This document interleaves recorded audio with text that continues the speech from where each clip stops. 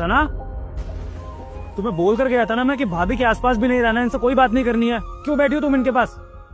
उठो उठो, अभी क्या अभी मेरे पास आओ।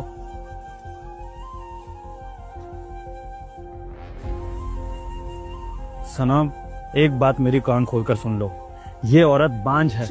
बांझ का मतलब समझती हो? जो किसी बच्चे को जन्म नहीं दे सकती है, अपने पति को बाप बनने का सुख नहीं दे सकती है, वो औरत को बांझ कहते हैं। और ऐसी औरतों से दूर रहना चाहिए, उनके साए से भी दूर रहना चाहिए।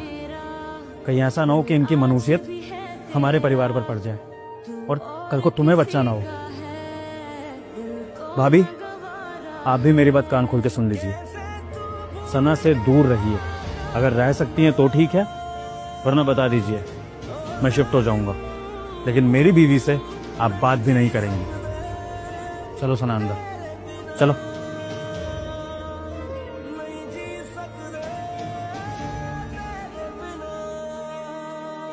प्रभु, आपको नहीं लगता कि आज भाभी को आपने कुछ ज्यादा ही बुरा भला कह दिया बिना सच्चाई जाने?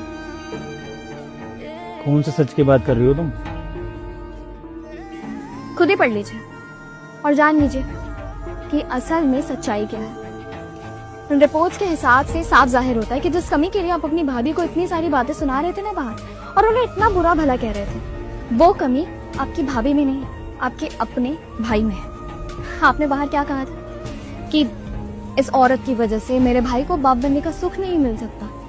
असल में इसमें गलती भाभी की नहीं, भैया की। भाभी माँ बन सकती है, लेकिन भैया बाप कभी नहीं बन सकते। और आप रिपोर्ट्स में पढ़ सकते हैं, साफ साफ लिखा उसके अंदर। लेकिन सोचने वाली बात यह है कि भाभी ने कभी इस बारे में सबको बताया क्यों नहीं? और जब भैया को भी पता होगा कि उनके अंदर कमी है, तो उन्होंने खुलकर सबसे क्यों नहीं कहा? I get it, male dominated society है ना।